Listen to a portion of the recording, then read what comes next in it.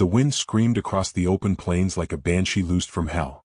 Snow blew sideways, razoring through the air, clawing at the ragged shawl wrapped around Ella's hunched shoulders.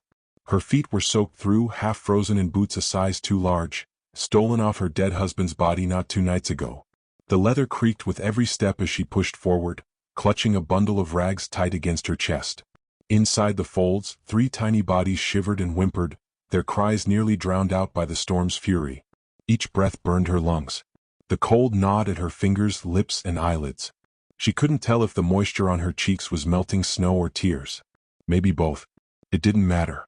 She just had to keep walking. Somewhere behind her, too far to hear over the wind but close enough to haunt her mind, were men who wanted her dead. Or worse. They'd already taken everything, her home, her husband, their meager savings. But they hadn't gotten the babies. Not yet. One step. Then another. She whispered under her breath like a prayer. You hold on, you hear me? Mama's got you. Her voice cracked, hoarse from exposure. One of the babies whimpered louder, a sound so small it nearly broke her. She tightened the blanket. Shoo esith. She hadn't named them. Not yet. Naming them made it real. Made it final. A shape loomed ahead, dark, square, and still. A cabin? A shed? Could be a trap. Could be salvation. She stumbled toward it, legs barely obeying. Her vision tunneled, snow and wind blurring the world to white. By the time she reached the cabin door, her knees buckled. She fell forward, crashing into the wood, then slumped against it with the weight of all she'd carried. Her hand fumbled up, fingers numb, and knocked once. Twice. Then darkness took her. The door creaked open. Calder saw her collapse before she hit the ground. Snow churned around her like dust in a storm. He cursed under his breath and stepped out into the wind, yanking her inside with more strength than grace. The door slammed shut behind them, muting the storm to a dull roar. She weighed next to nothing. Her clothes were soaked, her skin cold as iron. And she wasn't alone.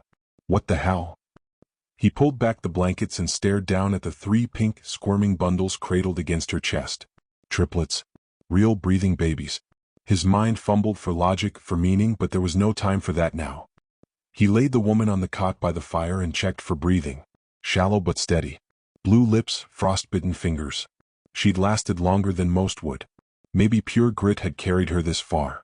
The babies began to cry, thin, high-pitched sounds like wind chimes cracking. Calder froze, heart lurching. He hadn't heard a baby cry since.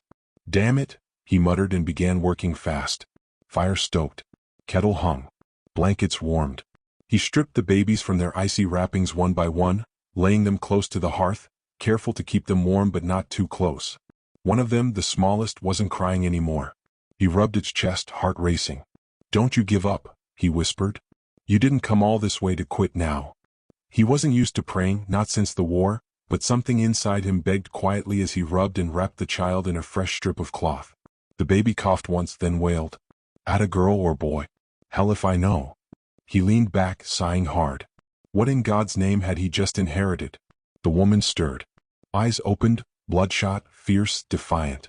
Her first instinct was to reach for the babies, and her second was to flinch away from him. You're safe, he said quickly, raising both hands. You made it to a cabin. I ain't gonna hurt you. Her voice rasped. The babies? They're fine. Alive. You're lucky I was here. You about froze out there. She looked around, blinking at the fire, the walls, the man. Her eyes landed on the rifle propped near the hearth. You a trapper? She asked, struggling to sit. He helped her up without asking. Used to be cavalry. Been out here alone a while. Name's Calder. He nodded toward the cot. You? She didn't answer right away. Ella. Ella Mercer. Calder recognized the name. Everyone in these parts did. Outlaw's widow. The newspapers had been full of it last fall. Rumor was she'd vanished with a stash of stolen Union gold and had the devil's own luck to keep the law off her back. If she noticed the flicker in his eyes, she didn't call it out. Where you headed? He asked. Nowhere. Just away. That ain't a direction. It's all I got. Calder looked at the fire, then at the babies. You got more than most. She followed his gaze and sighed. I didn't ask for any of this. No one ever does. He stood, brushing off his hands. You hungry? She didn't answer, but he ladled some rabbit stew into a tin cup and passed it to her. She drank slow, like her throat was sandpaper. I won't stay long, she murmured. Just enough to rest the babies. Calder didn't reply. The truth was he didn't want anyone staying. He'd built this place to be alone. After what happened to his family at the Red River crossing, he hadn't much use for people. Especially not strays with baggage that could get a man shot in his sleep. But those kids. One reached out blindly, grasping the air. Calder watched, transfixed. He remembered holding his own boy that way, just for one night before the fever took him. Ella caught the look on Calder's face and read it too well. You lost someone? He nodded once. Me too, she said. Only I didn't get the chance to miss him proper. Ran before the blood dried. There was a silence then, thick, heavy with things neither wanted to say. The storm still howled outside, but in the small cabin, a kind of truce had settled. Ella's eyes drooped. The stew gone, the warmth seeping in, she began to fade again. Calder helped her lay back down, adjusting the babies beside her. They were all breathing now. That was something. He didn't sleep. Just sat by the fire, rifle across his lap, eyes on the door. You didn't survive this long in the wild by trusting too fast. But you didn't let a woman and 3 infants freeze to death either. At first light, he stepped outside, letting the cold slap his face. Tracks in the snow caught his eye, hoof prints deep and fresh. Someone had followed her. Maybe more than one someone. He stepped back inside, closed the door gently. Ella was awake again, cradling one of the babies. She looked up, her face already knowing. They're coming, aren't they? Calder nodded. Not far behind. Maybe a day. You don't have to help me. No, he agreed. I don't. He knelt beside the fire, adding wood. The flames flared up, throwing shadows across the room. But I ain't sending babies back out into that cold. Ella studied him carefully. She didn't smile. But something softened behind her eyes. Gratitude maybe. Or just the rare relief of not being alone. She shifted the baby in her arms. They don't even have names yet. Calder looked over. Well, I reckon that's the first thing we ought to fix. Outside, the storm began to quiet. But the real danger was still on its way. Inside the cabin, 4 souls waited. 3 too young to know fear, 1 woman too worn to run again, and a man who never thought he'd hold another child, now watching over them all. And though neither of them knew what came next, the fire between them burned steady, defiant against the dark. The babies stirred early. Their cries broke through the quiet of dawn like threads unraveling in the dark. Calder rolled his shoulders, stiff from a night spent in the corner with his rifle across his lap. He hadn't meant to stay awake, but something about the quiet breath of the storm's passing, paired with the uncertain company in his cabin, kept him restless. Ella moved slowly. Her fingers were still stiff from frostbite, red and raw, but she gathered the children close like instinct demanded it of her even if her body objected. Calder watched her, arms folded, jaw set. You've done this before, he said finally. She didn't look up. Being afraid? Or holding babies? She rocked one gently, barely able to keep the tremor out of her voice. Both. Ella allowed herself a bitter smile. Too many times. There was a pause between them, one of those silences where unspoken things stretched taut like fence wire. He turned away and poured water from a canteen into a pan. They'll need something more than stew broth soon. They need a doctor, she murmured. Calder didn't argue. He looked at the babies, small as squirrels, wrapped in patched blankets and breathing so softly it felt like a miracle with every rise of their chests. Closest dock is Fort Trinity, 3 days west. If the snow's willing. Might be 4. Ella stiffened. No. We can't go there. You want them to live? They'll be waiting at the fort. Who? She didn't answer. She didn't have to. He saw it in her eyes, the same look he'd seen on deserters, the hunted. The kind of fear that didn't flinch at the idea of dying, only at what came before it.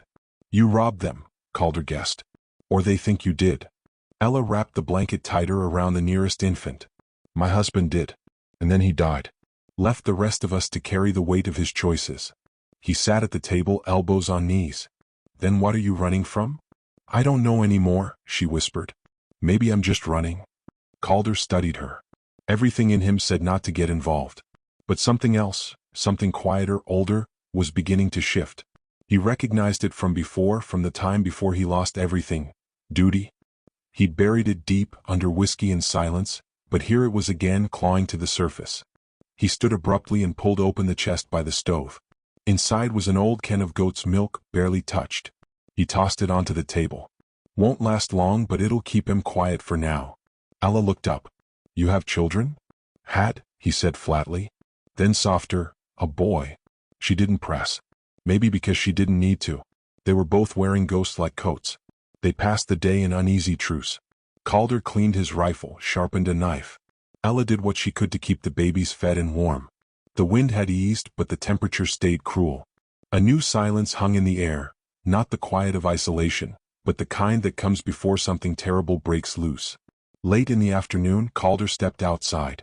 Snow gleamed under a cloud-blanketed sky. He squatted by the trail and traced the marks in the crust. Hoof prints, fresh. Big horses. Not wild. He came back inside without a word, but Ella saw the change in his face. They're close. Half a day. Maybe less. She stood slowly, adjusting the infant at her hip. Then we leave now. With babies? On foot. Better that than let them fall into the wrong hands. Calder glanced at the fire. I've got a sled for hauling meat. Rig it up with blankets. We could use it. If we ride in shifts, we'll move faster than walking. Ella blinked. You'd come? He looked her square in the face. You think I'm gonna send you and 3 children into the woods and hope for the best? I wouldn't blame you. Maybe not. But I would. The cabin came alive with motion. Calder packed food, hardtack, dried meat, a half sack of beans. Ella folded what blankets she could spare, checking the babies twice, 3 times. Calder filled 2 canteens, strapped his rifle to his back, and secured the sled's frame with rope. By the time dusk turned the snow blue and gray, they were outside. The babies were tucked together in a thick wool roll, their breath visible as little puffs. Ella climbed onto the sled's rear, keeping her body against them to share heat. Calder walked in front, holding the reins of the mule, an ornery beast named Fitch that didn't take kindly to snow or people. You sure this'll work? Ella asked, teeth chattering. Not even a little, he replied. Then he smiled, the first time he'd done it all day. But it's the only plan we've got. They moved into the forest, trees looming like silent sentries. The trail was hard-packed but narrow. Branches reached out like fingers. Behind them, the dark swallowed the cabin. Ahead, there was nothing but white and shadow. For a while, there was only the sound of snow crunching under hooves and the creak of the sled. Calder kept his eyes moving, head turning like a compass needle, scanning for movement. He knew these woods well. He also knew men who wanted something never stopped at a little snow. Tell me about Fort Trinity, Ella said suddenly. What's it like? Big. Fortified. Cool. But they've got a proper garrison and medicine. Decent folk. Some. You think they'll let me in? You think they'll turn away 3 babies in winter? She didn't answer. The answer didn't matter. Hope was a luxury and she wasn't sure if she could afford it yet. That night, they stopped beneath a rock overhang and built a small fire in a pit Calder had used before. He shared half a biscuit and a piece of jerky with Ella while she fed one of the babies drop by drop from a cloth-wrapped spoon. Do you miss him? Calder asked quietly. Ella didn't ask who. No, she said. I miss who I thought he was. But not who he became. Fair. What about you? He stared into the flames. I miss everything. Every minute. Even the bad ones. Ella looked at him, not pitying, not judging. Just seeing. They sat there for a while, the fire warming their boots, the babies nestled close. Somewhere in the trees, a coyote cried. Calder reached for his rifle instinctively. Ella didn't flinch. You think it's them? He shook his head. Wolves don't ride horses. She nodded. Still, they're coming. Yeah, he muttered. But so are we. He took the first watch. Ella dozed in snatches, her arm curled around the youngest of the 3. The forest crackled, shifted, whispered in the dark. Calder stood still as stone, rifle balanced, eyes flicking at every movement. He thought about how easily he could have shut that door. Pretended he never heard her knock. But somehow that moment, pulling open the cabin to find her half dead in the snow, had splintered something inside him. Maybe it was guilt. Maybe redemption. Or maybe just plain decency he thought he'd lost. By the time he woke Ella for her turn to watch, he was exhausted. She blinked blearily but took the rifle without complaint. He lay down beside the sled, one arm slung toward the babies as if he could protect them in his sleep. Just before drifting off, he heard her whisper. I named her Hope. He didn't know which baby she meant. Didn't matter. The name fit all of them. Snow fell again by morning, not the angry kind that tore sideways in the wind, but slow and quiet, flakes drifting like ash from some distant fire. Calder rose before the others, stoked the fire, and checked the mule's gear without speaking. His boots crunched softly over the frost-crusted ground, and steam curled from his breath. Every movement was deliberate. Out here, unnecessary motion could cost you. Ella stirred not long after. Her face was drawn, pale under her shawl, eyes tired but alert. She checked the babies first, her hands moving gently across each blanket, fingers pausing on cheeks, chests, the curve of small arms. All three were still breathing. That was the bar now. If they woke up alive, it was a good day. Calder knelt beside the fire and handed her a strip of dried venison. She took it without a word and tore off a small piece with her teeth. "How far today?" she asked, chewing slowly. "If we don't slow up, we can make the river crossing by nightfall. After that, 2 more days to Trinity." He didn't mention the slope beyond the river, or the ravine that turned slick as oil when snow got heavy. No point in worrying her before they had to. Ella glanced at the trees, tall and black against the powdery white. "They're still following." Calder didn't answer. He didn't need to. They both knew the men were behind them, tracking slow but steady, just like wolves. Bandits don't rush when they think you've got nowhere to run. By mid-morning, the sled creaked through narrow trails, weaving between snow-laden pines. Calder led the mule with steady hands, boots crunching ahead, while Ella rode in the back, keeping the babies swaddled and breathing. The trees whispered above them. A hawk called once, high and far. Calder paused when he spotted fresh prints in the snow veering off the main trail, 2 sets of boot tracks and at least 1 horse. He held up a hand. Ella stiffened. "We're not alone," he said, voice low. Ella slid one hand toward the rifle beside her, but her other arm cradled a baby. "Do we run?" "Too late for that." They ducked into a thicket, Calder pulling the sled off the trail, camouflaging it with pine branches. He crouched low, rifle raised, eyes narrowing. The sound came first. Crunch, pause, crunch. Men talking softly, too far to hear words. Then shapes appeared, 2 riders, one walking his horse, the other scanning the trees with a shotgun across his lap. They didn't see Calder, but they moved with the casual patience of men who believed their prey had nowhere left to hide. When they passed, Calder held his breath a moment longer before relaxing. "Scouts," he said. "Rest of the pack can't be far." Ella's jaw tightened. "They're not going to stop." "No," Calder replied. "But we're not going to wait around for 'em either." They moved again after an hour. Calder pushed them faster, taking less careful routes, cutting across frozen streams and overgrown paths. The terrain grew rougher, fallen logs, tight gullies, hills that taxed even the mule. The babies grew restless, crying in turns, then together. Ella rocked one while trying to soothe another with a few drops of goat milk, but her hands shook. Her breath came in short puffs. Calder saw it. "We stop soon," he said. "Get warm, feed them proper. There's no time. There'll be no time at all if one of them dies." She hesitated, then nodded. They found a small rock ledge, half-sheltered, barely wide enough to huddle beneath. Calder built a low fire, shielded from view. Ella fed the children slowly, rationing the milk drop by drop while Calder scanned the woods. His grip on the rifle was tighter than usual. She watched him for a moment. "Why did you leave the cavalry?" He didn't answer right away. "They left me," he said. "After the war, they didn't know what to do with men like me. Weren't many places for ghosts with rifles. You talk like you died out there." He looked at her then, eyes hard.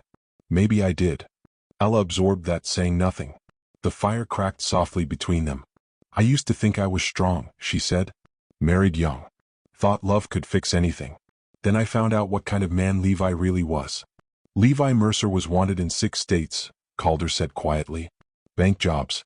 Rail hits. You didn't know?" "I knew he was dangerous. I just didn't know he'd make me part of it." She looked down at the child in her lap. "When I told him I was pregnant, he laughed. Said I'd slow him down. And after they were born, he left. Didn't even hold them once." Calder didn't respond. The silence was its own kind of agreement. They were both carrying pieces of broken lives. The fire burned low. The babies slept, one twitching in a dream. Ella's eyes stayed open, watching the sky turn from gray to darker gray. Then a branch snapped nearby. Calder spun toward the noise, rifle raised. Footsteps, too close, too heavy to be deer. "Quiet," he whispered.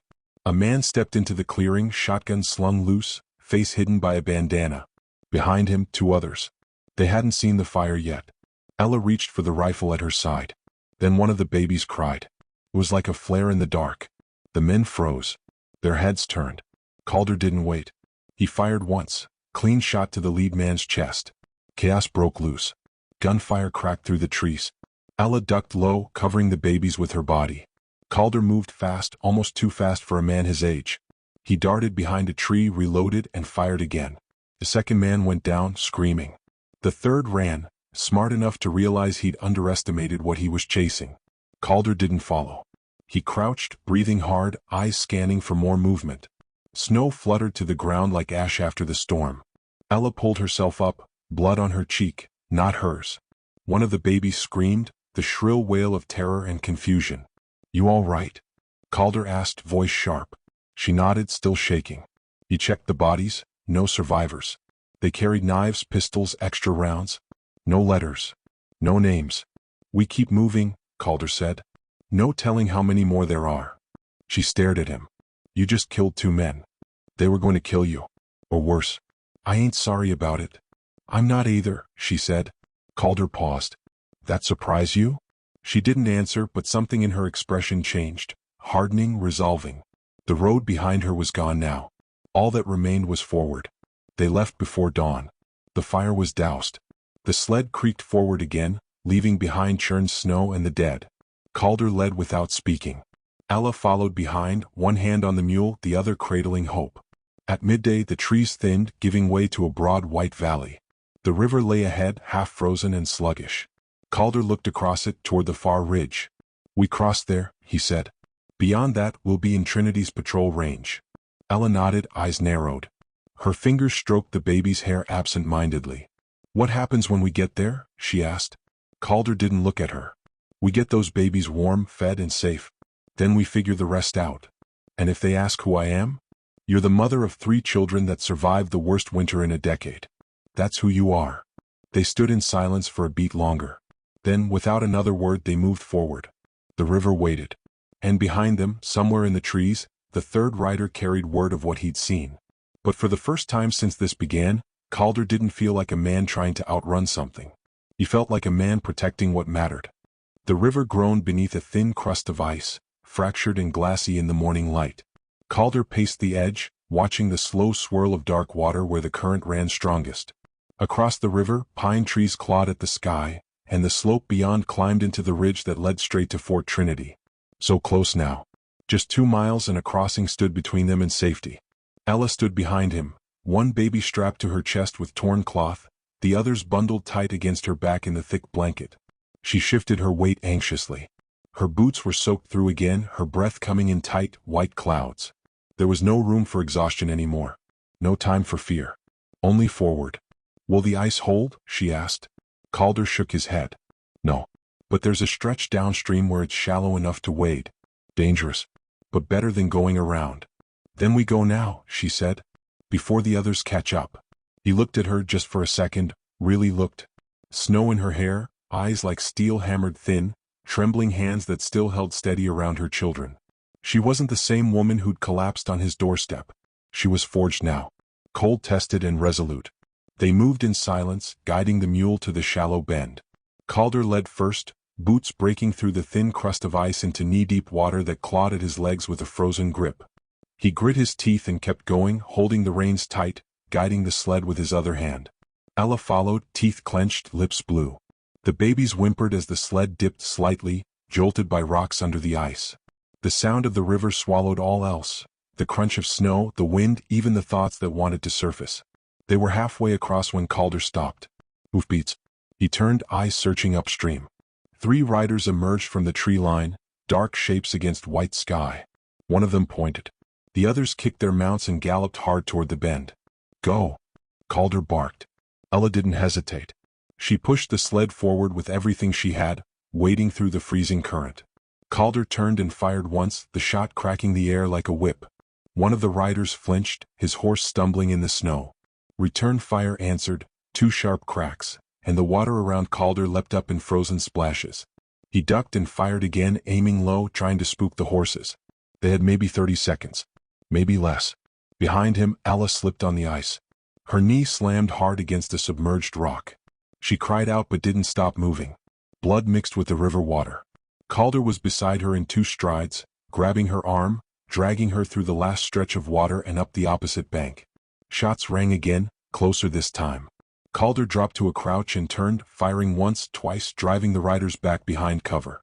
Ella was already scrambling up the ridge, breath coming in broken gasps, the sled bouncing behind her as the babies cried out in terror. Calder followed, glancing back only once. One of the riders had dismounted and was sprinting forward, rifle raised, eyes fixed. Calder stopped cold. Dropped to one knee. Took aim. He waited until the rider was halfway across the ice, then fired. The shot hit the river instead. The ice fractured. A heartbeat later, it collapsed with a deep groan. The rider plunged into the black water, screaming as he disappeared beneath the surface. One of the other men called out, riding closer, but the ice was gone. There would be no crossing there now. Not without a bridge. Calder didn't wait to watch them give up. He turned and ran. The climb was steep, more vertical scramble than hike. Ella was halfway up, dragging the sled with shaking arms, teeth gritted in pain. Calder caught up and pushed from behind. The wood groaned under the strain. His breath came in hard bursts, lungs searing with cold air.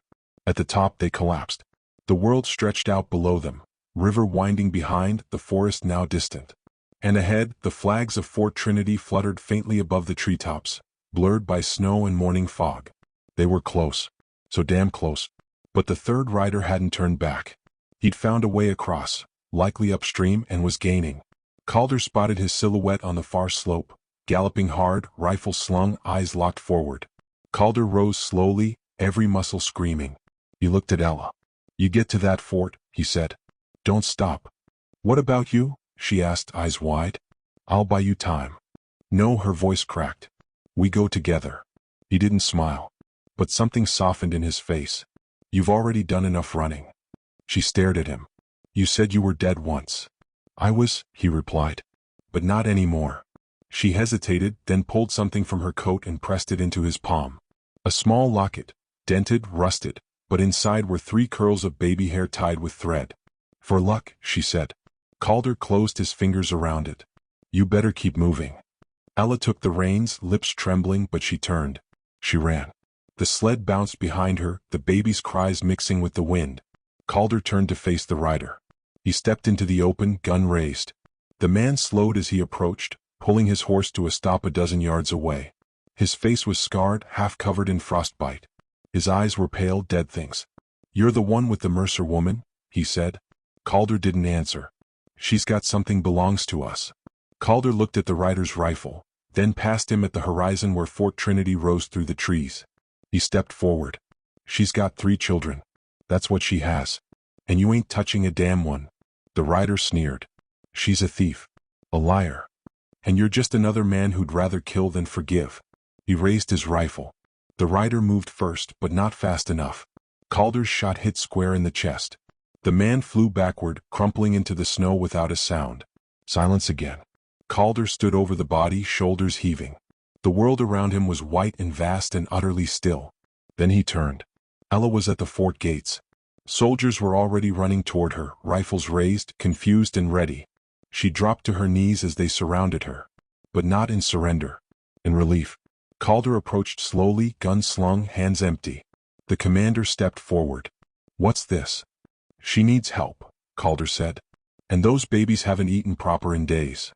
"And you are?" Calder paused. "Just someone who opened a door." The commander eyed him, then nodded. "We'll take it from here." As medics rushed to lift the babies, Ella looked back over her shoulder. Calder gave her a nod. Just a quiet, simple thing. Her eyes welled, but she didn't speak. They didn't need words. Not anymore.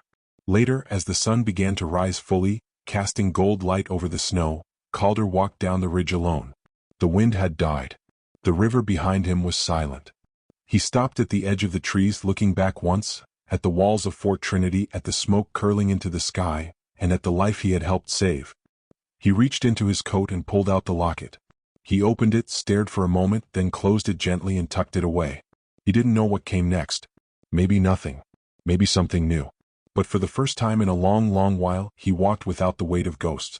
And far behind him, in the quiet warmth of the fort, 3 tiny lives began again.